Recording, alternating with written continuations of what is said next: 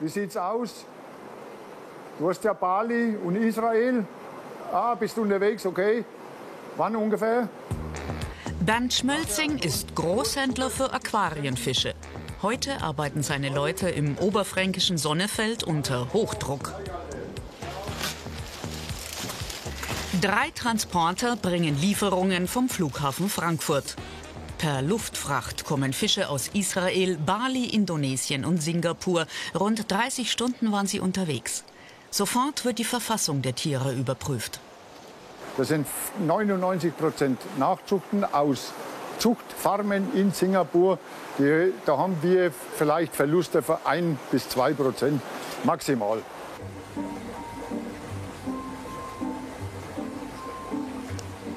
Rund 90% der hier gehandelten Süßwasserfische stammen inzwischen aus Zuchtfarmen.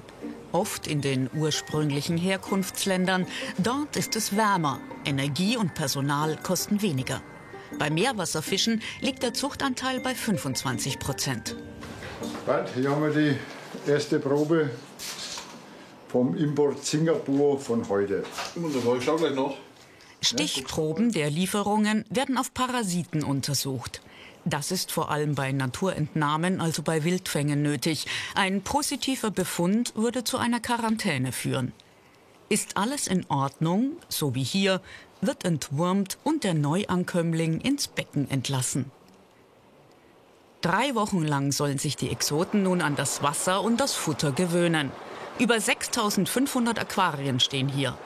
Das Wichtigste, in jedem einzelnen davon muss die Wasserqualität genau stimmen. Tobias Schöps ist Tierpfleger. Die Gesundheit und das Wohlbefinden seiner Schützlinge liegen ihm am Herzen, sind aber natürlich auch die Geschäftsgrundlage. Wir können natürlich nur die Fische verkaufen, die überleben. Also wenn wir alles Mögliche tun, dass den Tieren bei uns so gut geht, damit wir die auch in eine Verfassung bringen, dass die beim Aquarianer im Wohnzimmer schön schwimmen und dementsprechend die Leute begeistern können. Oder dann kommen die Fisch. Ja. Inzwischen hat Stefan Schmölzing die Geschäftsführung vom Vater übernommen. Die Großhändler beliefern mit ihren Importen von Oberfranken aus Zoogeschäfte in ganz Deutschland und in den Nachbarländern. Für die Zufriedenheit der Kunden kümmern sie sich besonders um die Herkunft der Fische. Ob Afrika, Südamerika oder Asien. Die Partnerunternehmen werden unter die Lupe genommen. Die kennen wir alle persönlich. Wir haben denen ihre Zuchtfarmen oder ihre Fangstationen besucht.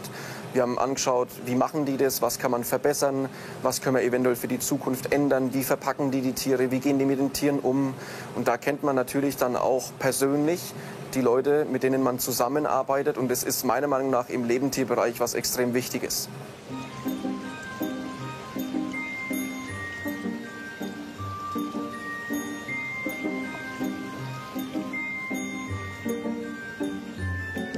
Die Oberfranken züchten selbst keine Fische, doch sie ziehen Korallen.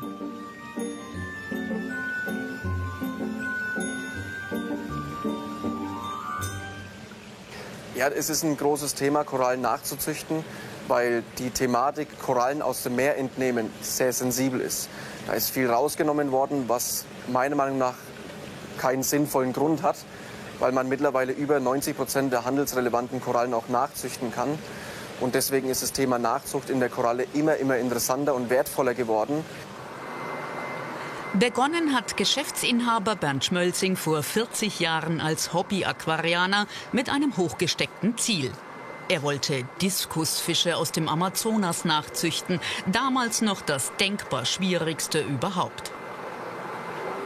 Da hat sich Männchen, Weibchen nicht verstanden, wie so oft, ne? Oder die Wasserwerte haben nicht gestimmt, oder es war zu wenig bekannt, wie der Diskus seine Fische, seine Jugend, also die Brut ernährt. Erst nach einem Jahr hat es geklappt. Das erste Zoogeschäft wurde eröffnet. 1987 in Marktgreiz, dann der Umzug nach Kronach, nach Lichtenfels, nach Bayreuth und schließlich Sonnefeld. An seiner Seite Bruder Michael und Mutter Elsbeth. Jahrzehntelang haben sie gemeinsam den Laden über Wasser gehalten.